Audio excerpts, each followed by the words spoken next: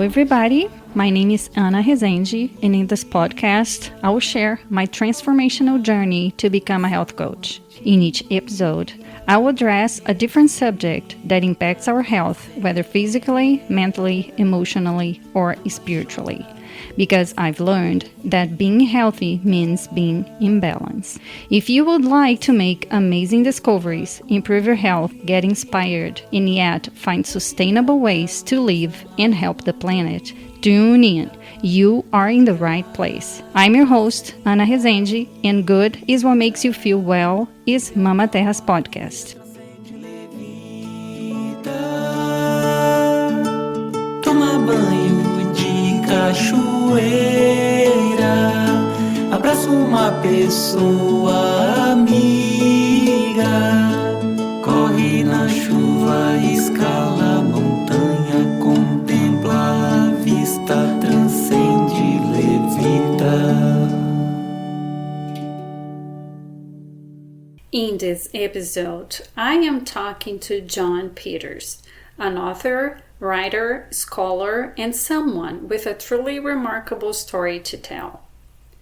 Born in New York City, Joan earned her Ph.D. in literature from the University of Chicago and went on to become a professor of literature and writing at California State University, where she is now professor emeritus.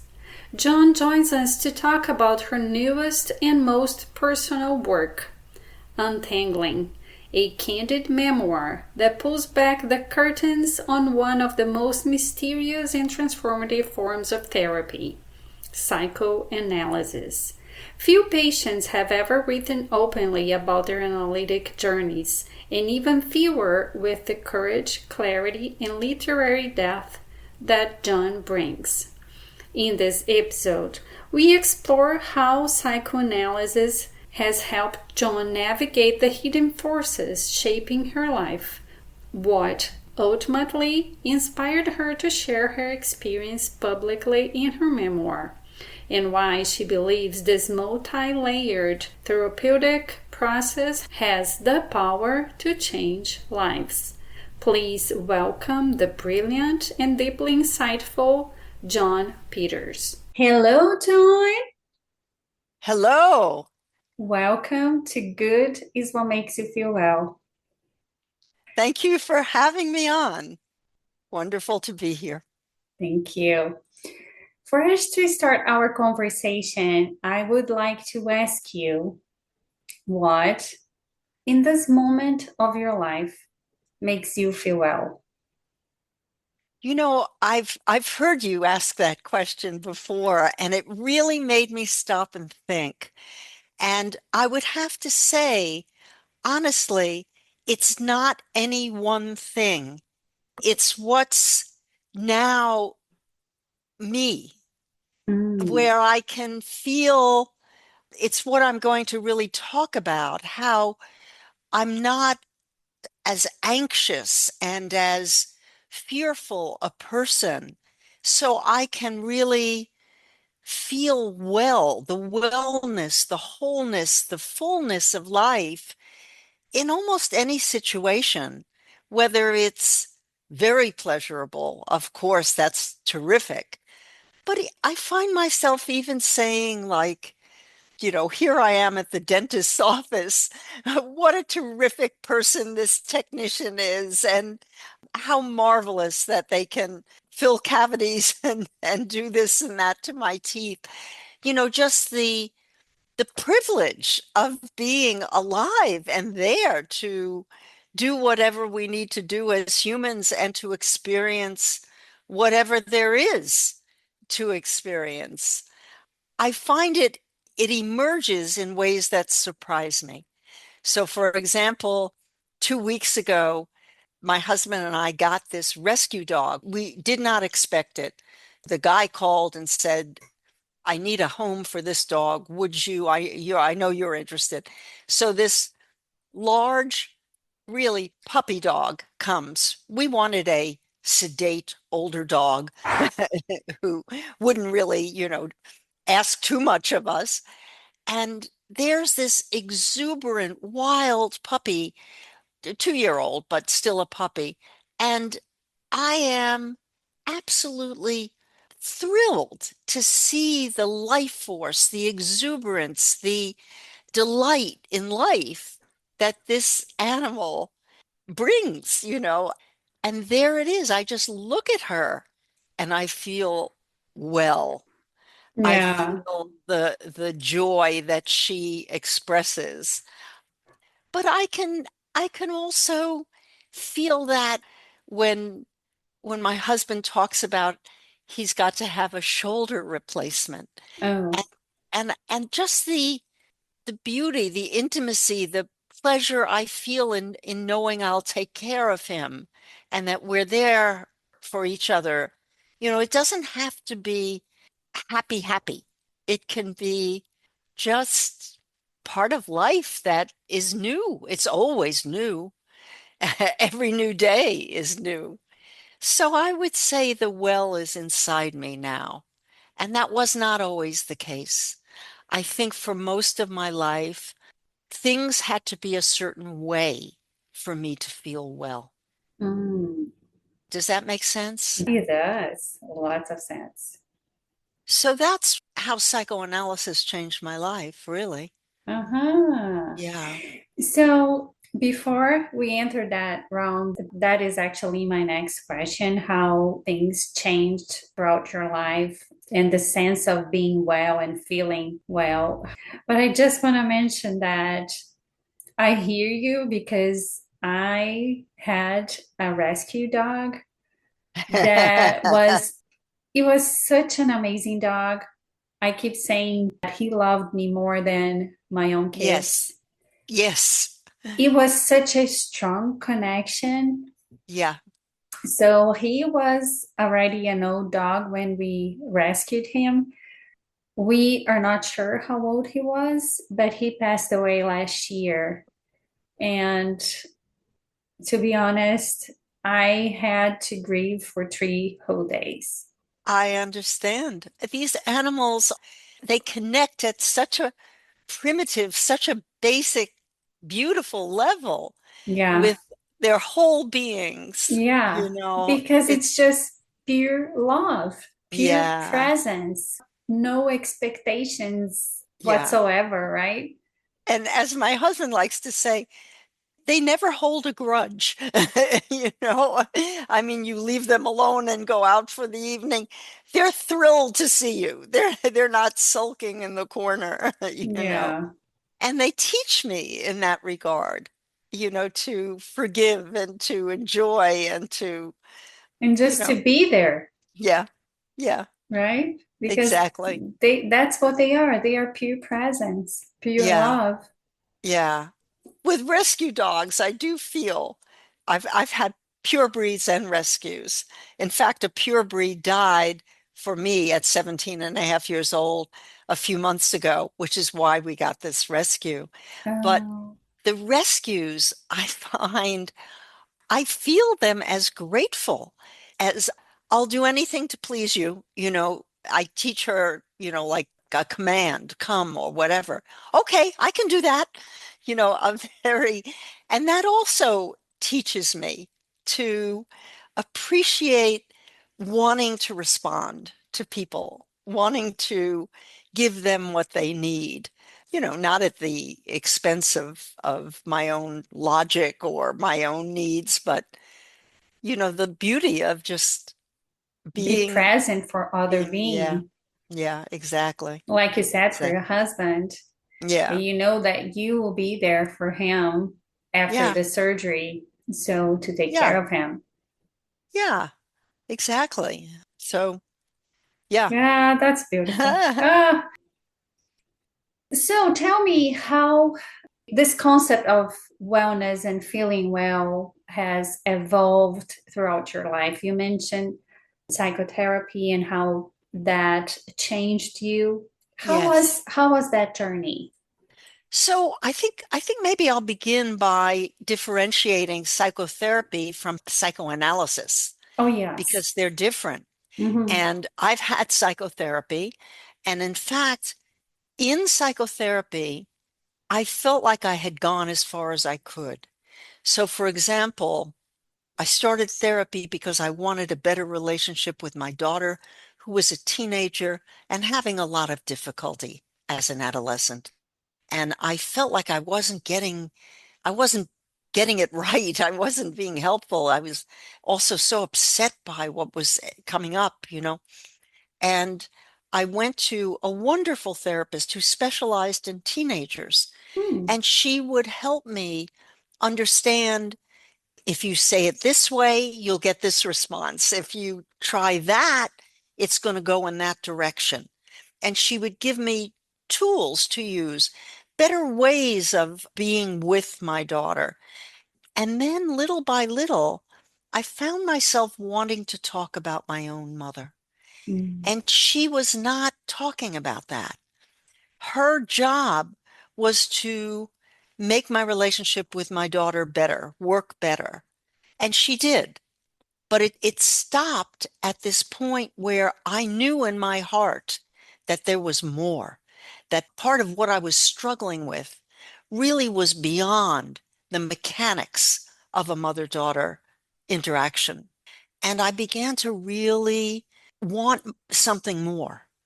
And so I went into psychoanalysis, knowing that this was a place where I could really get into some of this material, specifically about my relationship with my own mother. And at that point, in psychoanalysis, where the analyst was prepared to go back down into my childhood, and it began with the same discussions about my daughter. Like there was one particular incident where I found it very difficult to say no to my daughter. Mm. I wanted to give her whatever she needed and trust her and all of this stuff. And there was one thing that she and her boyfriend wanted to, I don't know, go to Hawaii. Somebody had a job for them. We realized as adults reading the material that this was about drugs in some way, running drugs.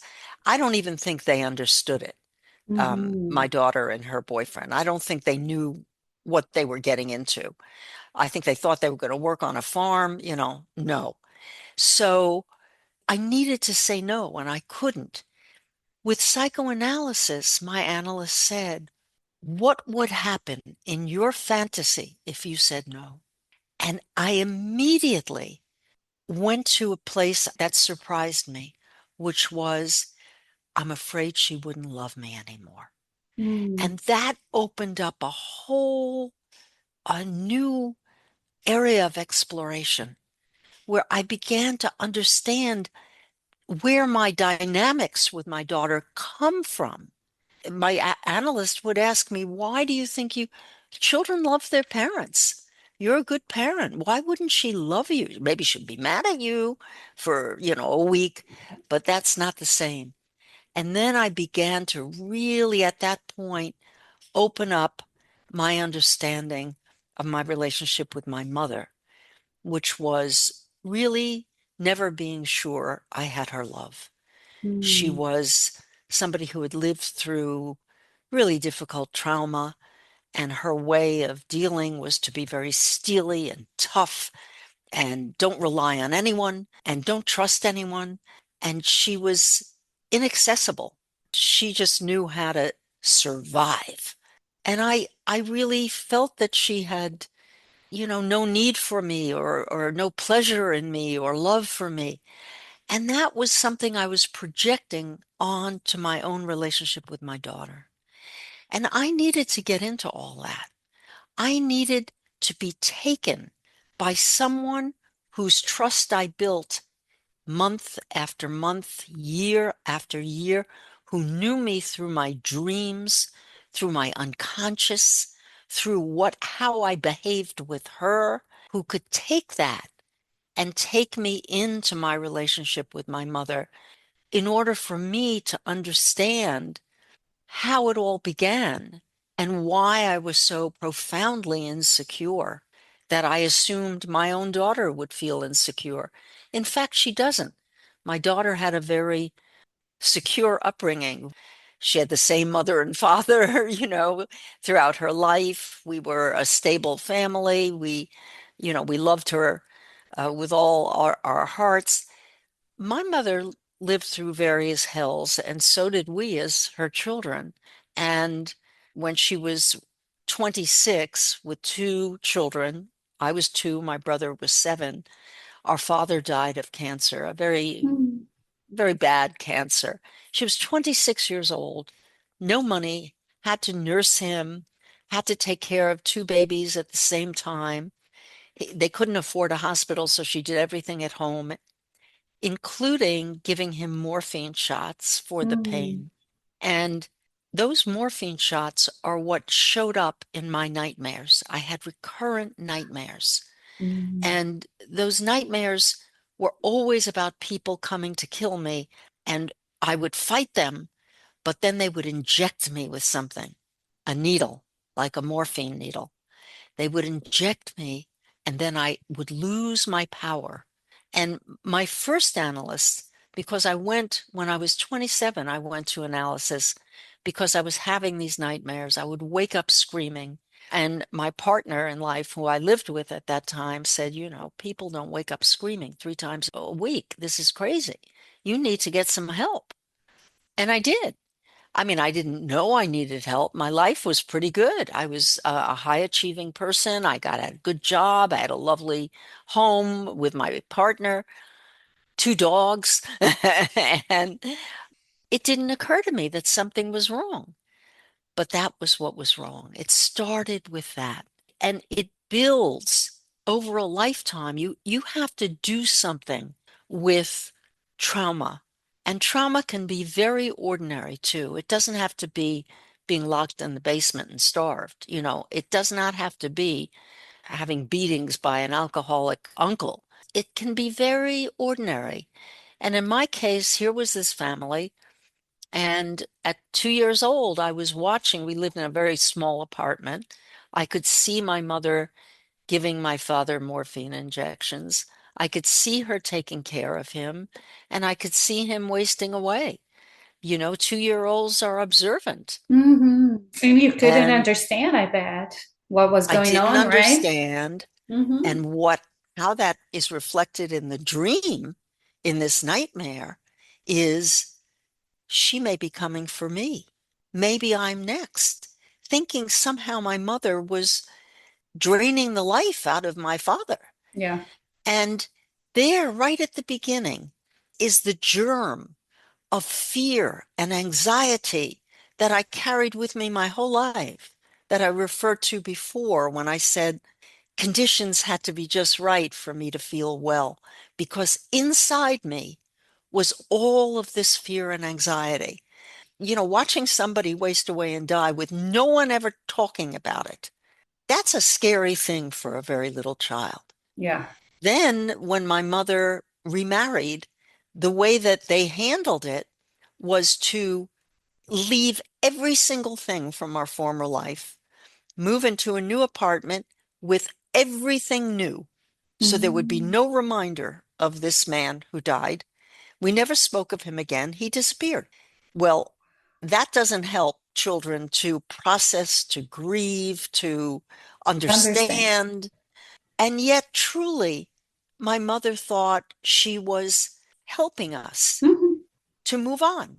Yeah. She really believed children didn't understand and therefore didn't remember, and that a new life, that's all you need. Well, you really can't just bury things like that. So it stayed with me, in my body. I would not only have nightmares, but I would have restless legs and wake in the middle of the night. I had insomnia always in the night. In the daytime, my life was great. Mm-hmm. But all that anxiety was inside me. And I don't think therapy would have reached that. Mm. What psychoanalysis does, because it's working with dreams and it's working with what's called free association, you say anything that comes to mind. So you're not so much talking about a problem as just letting your mind have free range.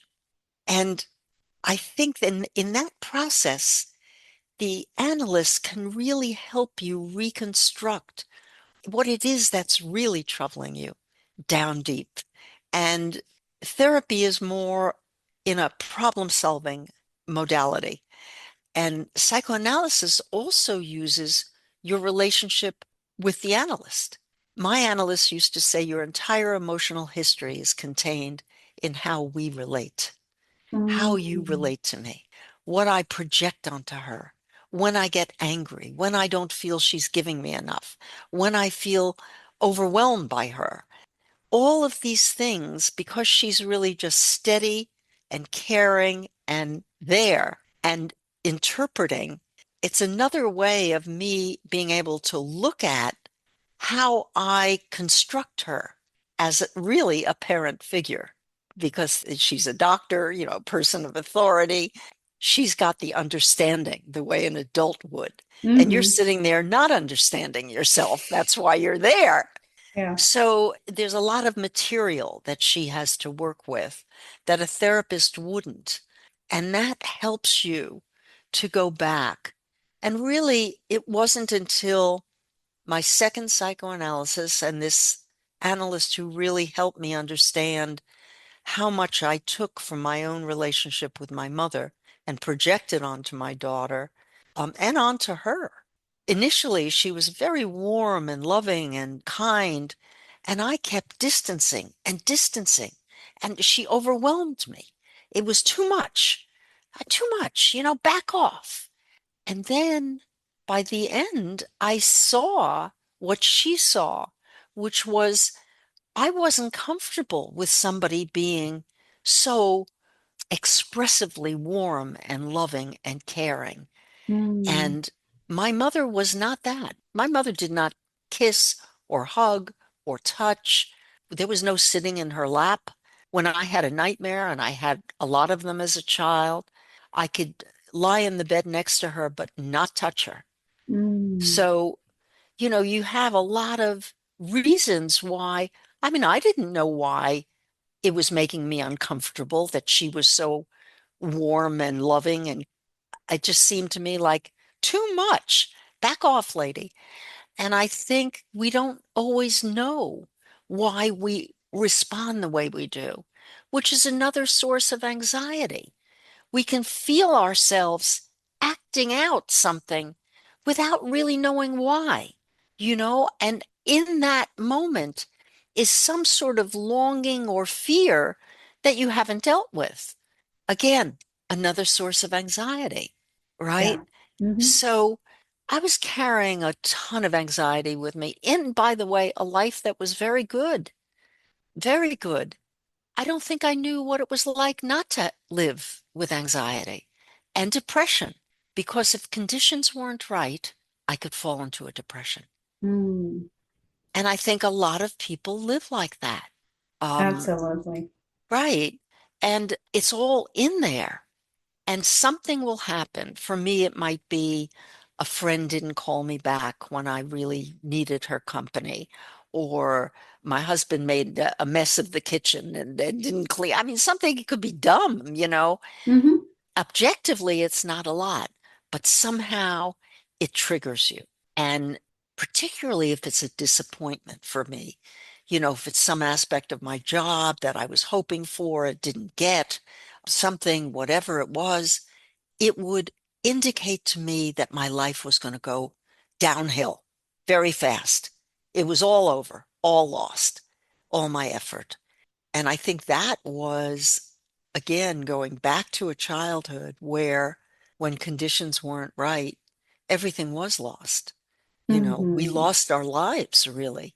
I mean, we lived, my father died, but our little family really never recovered. We lived in this kind of haunted house, haunted by some memory of this man who died and no relationship to that.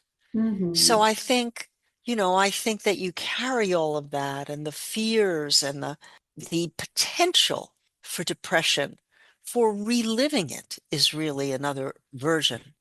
But if you don't even know that that's what's happening, you think you're just somebody who, if you don't have the right conditions, you're just a depressive person. But I don't think I am, actually. I think that I needed help understanding the nature of my anxiety, understanding what kinds of things pulled me into depression, and going back into the past and really letting myself know what caused all of that, really feeling that, and having somebody who helped me. I wasn't alone in it the way I was when I was a child. I mean, even as a 8-year-old, 9, 10, I didn't even know how to express what was wrong, but I knew something was wrong. I knew I was an incredibly lonely child. I didn't reach out to people. I didn't even know how.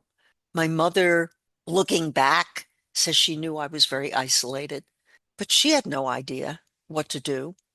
And that's how it was. I Mhm. was just a sort of a lonely, pitiful kind of child. I think we don't understand. Nobody is born a lonely, pitiful child. I mean, you're born in relation to parents, and if they respond to you and can express their love sufficiently, you blossom. Yeah. It's almost that simple.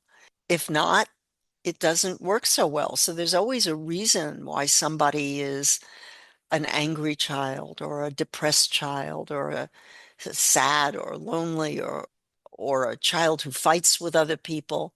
There's always something that you can understand about that, I believe. Yeah. And that's where therapy can really help. And if that it doesn't do it, then psychoanalysis can really, really take you into the depth of your soul Hmm. and you can find out what's down there.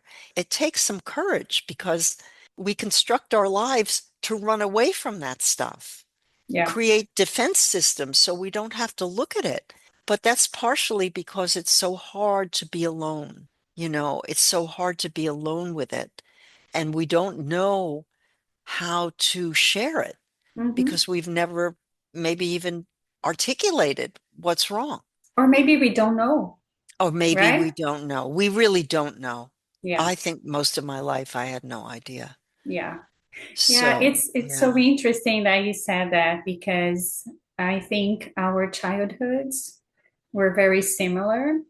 Even though my dad is still alive, they divorced when I was 9, and the whole marriage was lots of fights and, backs and forths. It was really scary from a child perspective. And I recently, through therapy, found out that what made me really uncomfortable every time I could see two people having a conversation in a higher tone of voice was triggering my memories of all the fights and all the sure. discomfort and the fear that I Yeah. would have as a child. So I came to realize so many things about myself through this process and how my nervous system was operating through what Yeah. was familiar to me. Yeah. And once I had this awareness, I could change so many things and so many behaviors. It Hmm. was, like you said, it was life changing for me too. Yes. Yeah. Because what our nervous system is doing is keeping us in the familiar. That's right. So, like, I grew up in this very stressful environment, Hmm. and it just was the familiar place for me. So, Exactly. I was trying to just find ways to keep the stress up, Yes. like Yes. being, stretching my time so to not Right. be late, but leaving in the last minute, those kind of things that will put me the stress level Yes. that it was Yes. normal, familiar to me. Yes. I know exactly what you mean. Yeah. So once I realized all that, it was so life changing. Yes. Well, first of all, just knowing Hmm. you feel like some haunted house is no longer there. It's all out on the table in front of you. it's so much easier to be with yourself Hmm. because now you know yourself. Yeah. So it's wonderful, wonderful relief. Yes. And then there's your nervous system, as you say. It's so interesting to me how the devil you know, that's the phrase, the devil you know is easier than the devil you don't. You'll stick with even destructive behavior Hmm. in order to recreate that familiar syndrome. Hmm. So for me, often I would find women friends who were like my mother, Hmm. distant and Hmm. difficult, Hmm. and I couldn't feel secure with them because it was much, it wasn't an equal relationship. But I would find them, unconsciously, of Hmm. course. Even what I've come to understand in terms of our brain chemistry, where the tension that you may have felt in a home where there was a lot of fighting and that imminent separation and all the fears that you would feel for a child, often what's happening is the release of cortisol, of the Hmm. of your alarm system, your internal alarm system. And I think that it's very hard to change that chemistry, that we take our chemistry with us into our, adult lives.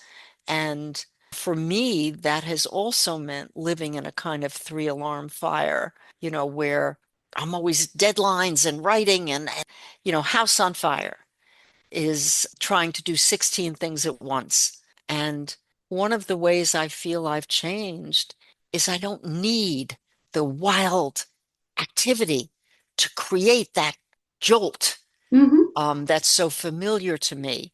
And the only time my mother would come out of her own distant, steely self was when she had a project that super excited her. So we had a kitchen that was as big as a postage stamp, but um, she would wallpaper the kitchen with Hmm. some paper that she found and paste flowers up and, to try and make it beautiful. And she would let me help her. Oh. And she was wildly excited.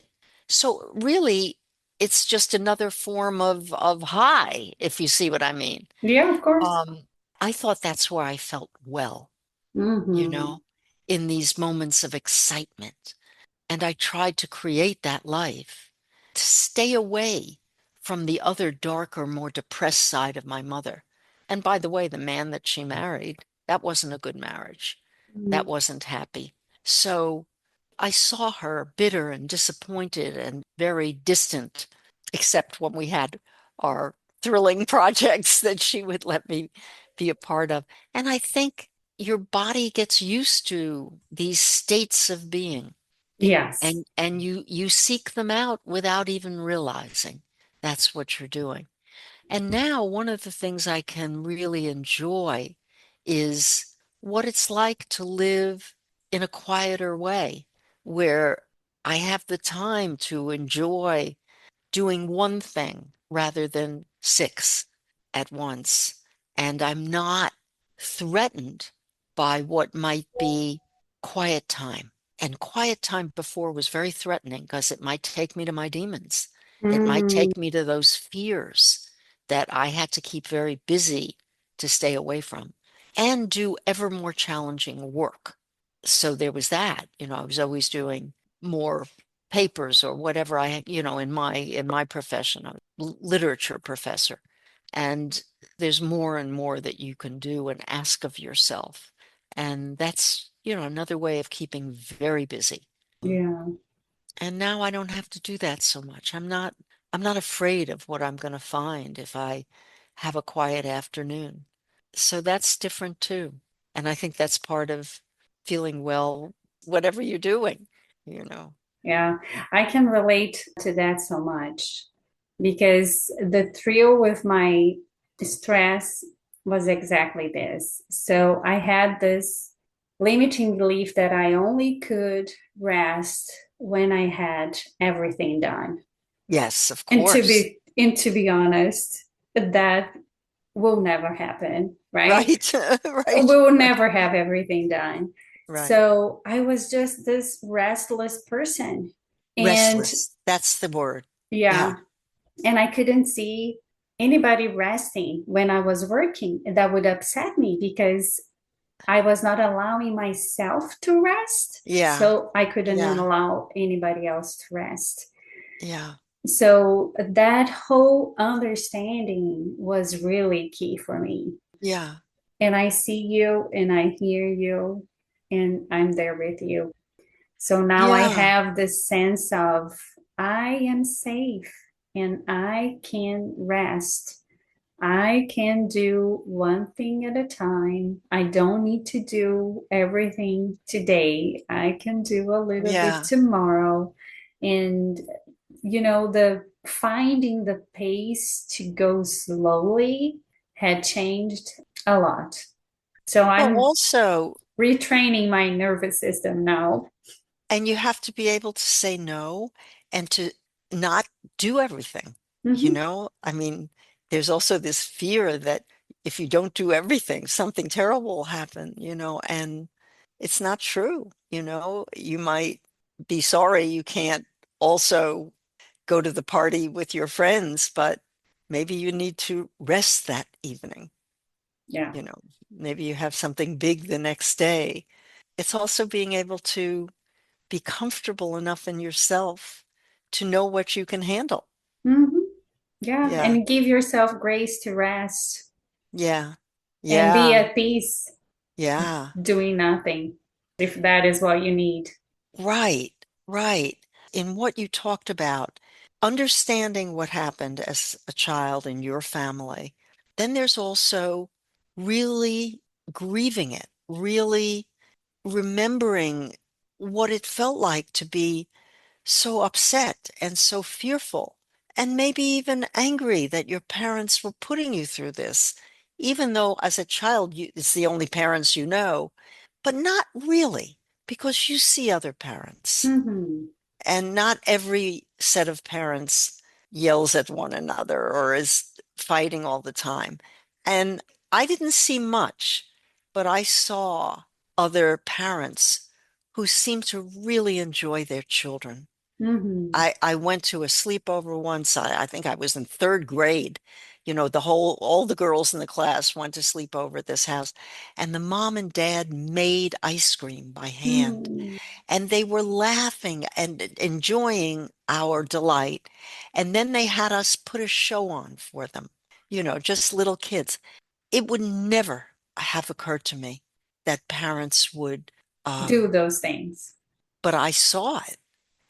I saw it.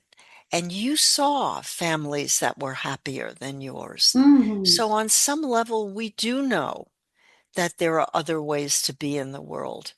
We have a longing for that. And that longing can be very threatening because, you have to love your parents the way they are. So I would eliminate those friends who had too happy a home because it was too uncomfortable for me. I didn't Mm. know what to do with it, you Hmm. know? And I think that all of that gets very mixed up in your unconscious. And you have to go back there and sort it out and remember really what it felt like to be you at 5 years old, at 8 years old, what it felt like to sort of know that there were other kinds of parents and to feel, what was it that you did to try and get your parents to be okay? That we have these projects as children. All of this is it's not necessarily conscious, as Hmm. a child, Yeah. Yeah. but you Yeah. do these things and that'll help to recall for you really what was the effect on you? That's the Hmm. big question. What was the effect on you personally to be the child of parents who were very unhappy together? Really? Hmm. You don't have the luxury of looking at it from their point of view, which is so unfortunate that they couldn't enjoy each other. Yeah. It's hard. It's hard to say. I mean, we don't ask that question. What is the effect? People think that therapy and psychoanalysis means you're going to blame your parents, but that's not it. Hmm. What you're really looking at is how did that affect me? Hmm. How did that create who I am? Yeah. And another thing is that it made me see them through a different set of eyes Yes. because they did what they could, right? So Yeah. I'm a believer that everybody does the best they can. And I'm sure my parents did the best they could. And that is what they had, right? Yeah. Because my grandparents probably didn't give them better or Yeah. more. Yeah. And they did the best they could. And seeing them from their trauma and all the baggage that they still carry, I could understand better. And now I can love them in a different way. Hmm. Yeah.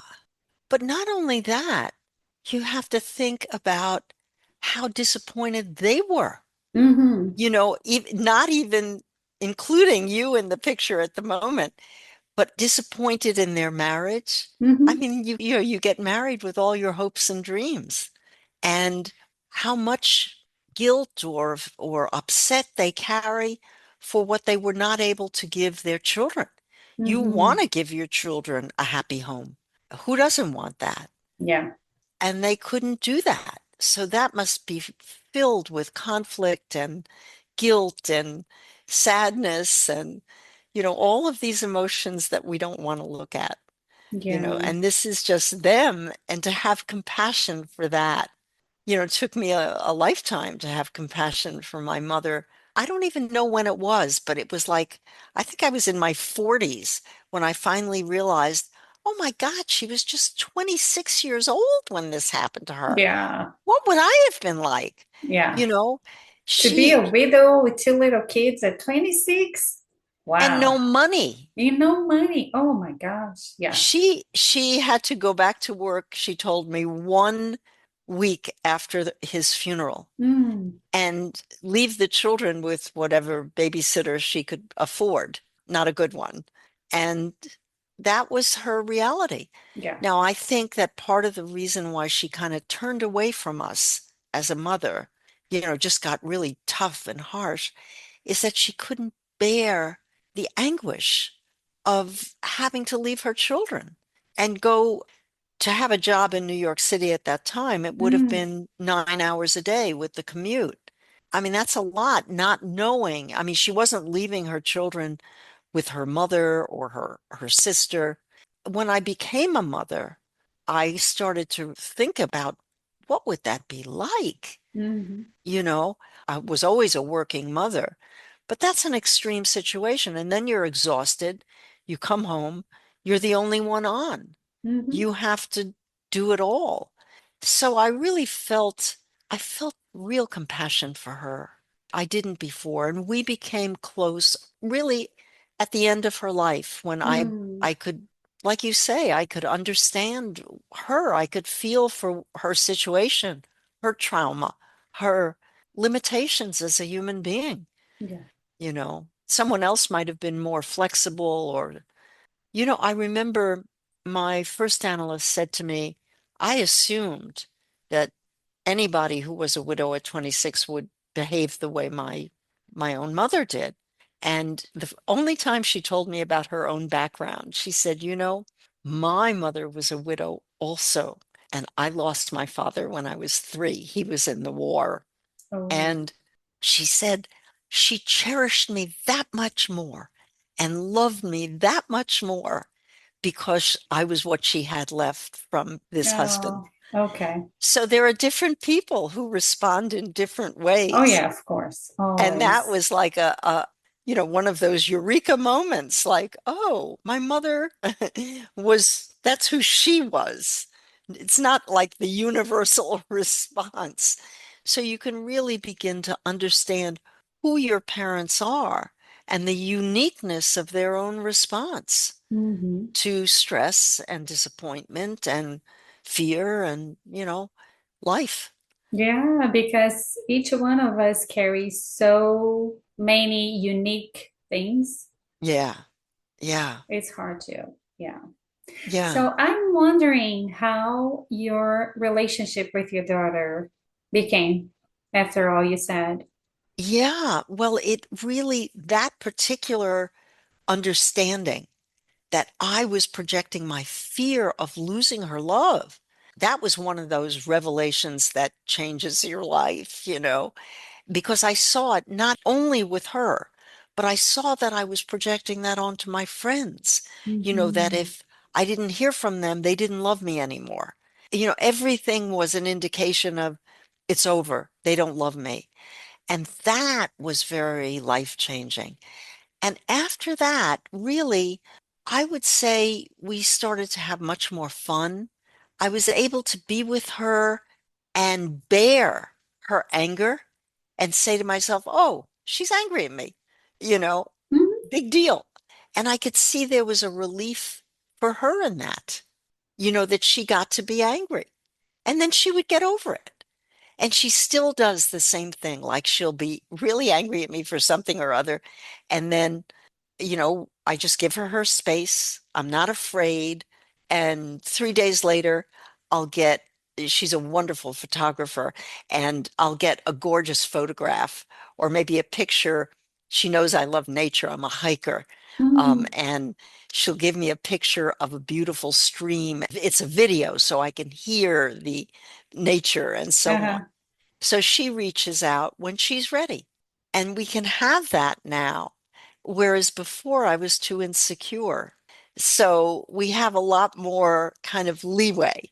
And as I say, I don't wish to make her angry, but we do have differences of opinion now and then, and it's okay. It's just part of the relationship.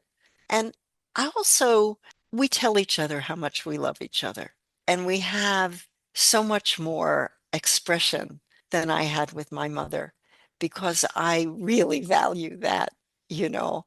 I And know. I know she feels loved, and that blows my mind, you know. And that's all we want. We It want really them to, is yeah, we want and them I can to see feel how love. different her life is because of that. Mm-hmm.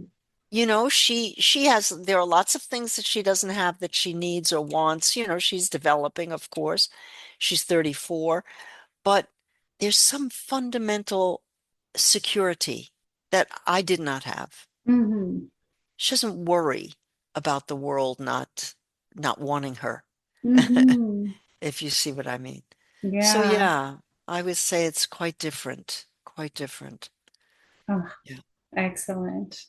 Yeah. So, and when have you decided to write a book about this journey? I'm so glad you asked that question, really.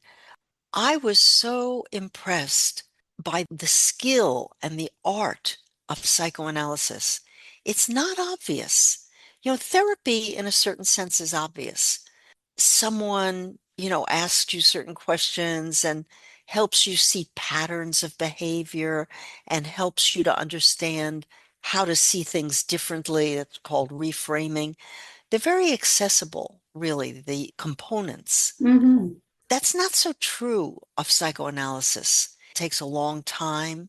It really is helping with material about you that's much more hidden, Mm-hmm. that's hard to access.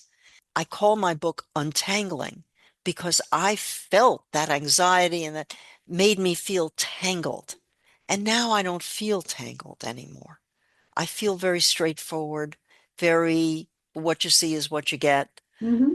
And I think that I was so amazed by even something as simple as my first analyst figuring out that nightmare. It took about 8 months. First of all, she started to ask me about my childhood, and I knew nothing Mm-hmm. because we never discussed anything about this man who died, who he was, why we didn't know his family, nothing. I didn't even know what questions to ask. And she sent me to talk to my brother. He was older, so he knew a little more, and to my mother. I was in my 20s. Mm-hmm. And finally, I asked her directly, how did my father die?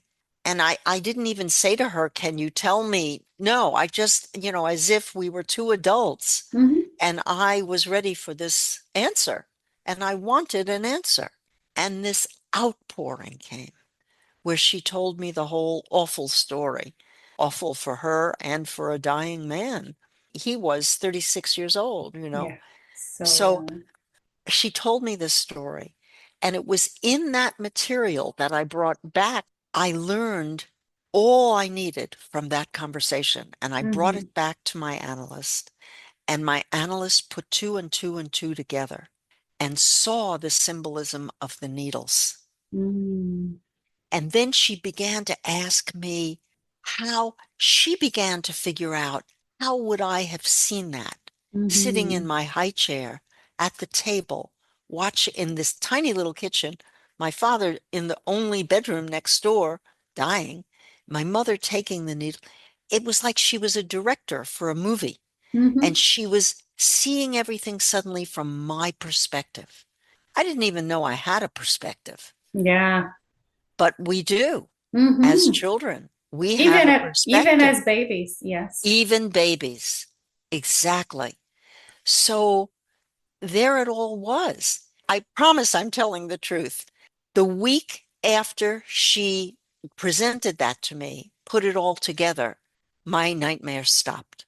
Wow. In my way of putting it, that's when I discovered I had an unconscious. I didn't know. Who knows?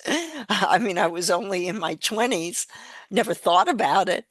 That's when I realized there was this whole other part of me that was running the show. Mm-hmm. And it was a revelation and followed by many, many others. Mm-hmm. And this is how I actually, it was very Sherlock Holmesy. She would send me back out into, I would call people in my dead father's family. I had never even met them.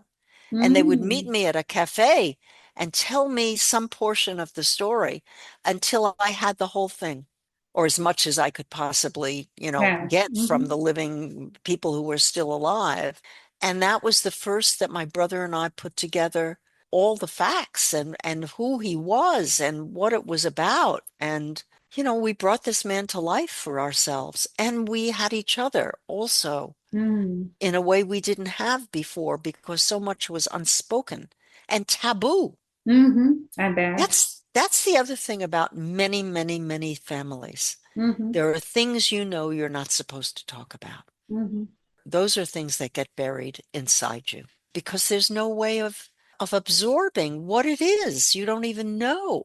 I think that that was my main motivation to share with people not only how extraordinary this process is and how it works, because it's very mysterious.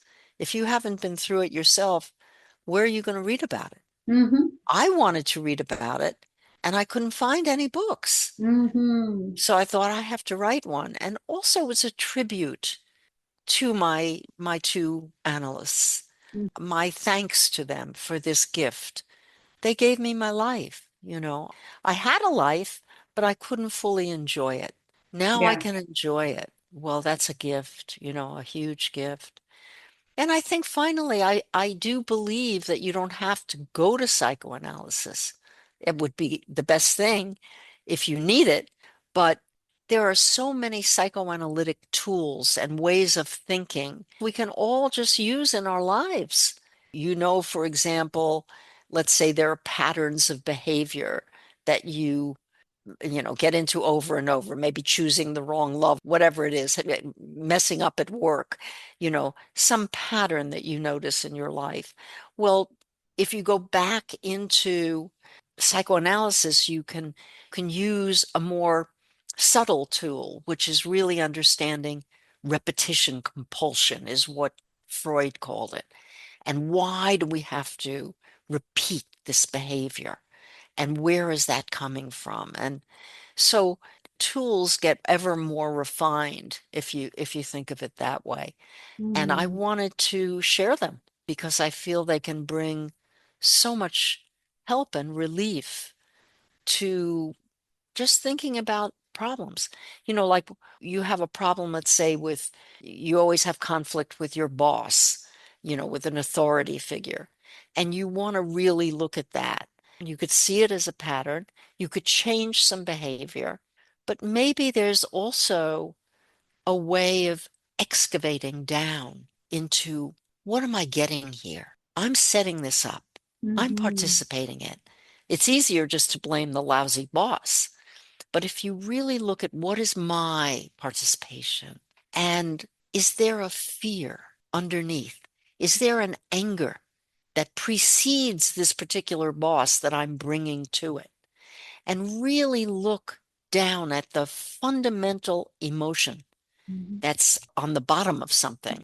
It's a different approach and it will bring more to the surface that you can use to understand yourself and your life. So I kind of try and demystify a lot of these concepts and show how they work in my life. I kind of offer up my own messy life so that people can see, as I told you, like with my daughter, there are many other examples of behavior that, is bigger than that one kind of behavior that in some cases went on for years before I knew what I was doing or why. Mm-hmm. Yeah. So, and I think everybody lives that way, Yeah. that, we don't understand ourselves so well without some help. Yeah. That is so true. And that's what I love about those conversations that I have with my guests is just to bring different tools Yeah. available so Yeah. they can pick and choose whatever they want to know themselves better. Because Exactly. at the end of the day, that's what we need. Yeah. We need the deep dive inside Yeah. and Yeah. get to know and understand and have that awareness with us to be able to change those patterns, to change those behaviors, and to enjoy life. To enjoy life. Exactly. To live your life fully, and Mm-hmm. most people kind of have an idea of what makes them happy, but not so much of an idea about how to access that happiness. Mm-hmm. It's not just about having the sailboat. It's about being able to enjoy yourself with or without the sailboat, right? Exactly. Yeah, that is the point. That is the Yeah. point. Beautiful. Very good. I'll throw out one last thing, which I think is important. People feel like, oh, well, psychoanalysis is far too expensive. It's too much of a commitment. First of all, there are psychoanalysts who have one or two slots that they keep for Medicare or Medicaid patients. So there's that. But there are Mm-hmm. also in every city, there's an institute where they give certificates to train people to be psychoanalysts. And if you get somebody who's a psychoanalyst in training, the fee is much, much less Mm-hmm. because they are learning. I had that with my first analyst. I would never have been able to afford it. I was a student with my teaching job. I just wouldn't have been able to pay. She was $25 a session. Of course, it was a long time ago because she recorded every session that she would then discuss with her supervisor. Mm-hmm. And that was fine with me. I felt like I was getting two experts. Mm-hmm. I was happy to have that. And it meant that I could do this thing that otherwise I wouldn't be able to do. And it was worth it. It was Mm-hmm. worth every minute because I grew with her help so much. And I learned my entire family history, which would never have happened. So, yeah, it was an important expenditure, but it Mm-hmm. was available in a way that I think is still available. I mean, it wouldn't be $25 an hour, but it might be pretty reasonable. Uh-huh. Um, Yeah, so people can research for that. yes, a Psychoanalytic Institute, they're usually called. Okay. Okay. So, mhm. Perfect. I'll have that in the notes too. Good. So, how people can buy your book to know Buy my more? book. It's a Kindle or print, and it's on Amazon and Barnes and Nobles and Goodreads and what have you. I also have a website with interviews and articles. I blog for Psychology Today. So my website is Untangling Joan, and you can go there and see all kinds of other hopefully helpful discussions and papers and so on. Oh, that's lovely. So I'll have all that in the show notes so people can find your book easily, can find your website and read your blogs. And And get in touch with me if they like. yeah, of course. Yeah, that was lovely. Thank you, Joan, so much. Thank I you really so enjoyed. much. Yeah, I really Yes, this enjoyed. was a wonderful conversation. And I But thank you so much for, sharing with me some of your background. I really appreciate that. yeah, Very good. Thank you. thank you so much. Thank you guys so much for listening. It means a lot to me that you chose to be here. To help Mama Terra's mission of making the world a disease-free place for generations to come, you can follow the show, write a review, or talk to your friends about it. You can also subscribe to my newsletter. Every week, I craft good health and wellness tips, recipes, and book recommendations with love and care, just for you. My intention is to give you information and resources to help you make good choices and feel well. Find the link to subscribe in the show notes. Follow me on Instagram and Facebook. Thank you again for being here. We have lots of new episodes coming up, so stay tuned. And remember, good is what makes you feel well. Transcende levita, toma banho de cachoeira, abraça uma pessoa amiga, corre na chuva, escala